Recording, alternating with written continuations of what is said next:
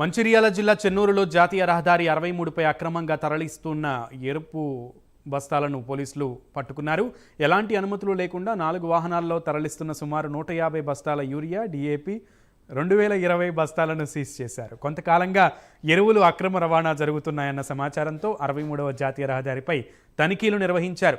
4 వాహనాల్లో అక్రమ ఎరువులను గుర్తించిన పోలీసులు వాటిని స్వాధీనం చేసుకుని చెన్నూరు వ్యవసాయ శాఖ అధికారులకు అప్పగించినట్లు పట్టణ సీఐ రవీందర్ తెలిపారు.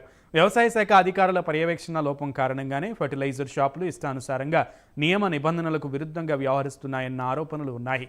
ఇప్పటికైనా అధికారులు స్పందించి ఫర్టిలైజర్ షాపులపై తనిఖీలు నిర్వహించి కఠిన చర్యలు తీసుకోవాలని స్థానిక ప్రజలు, రైతులు కోరుతున్నారు.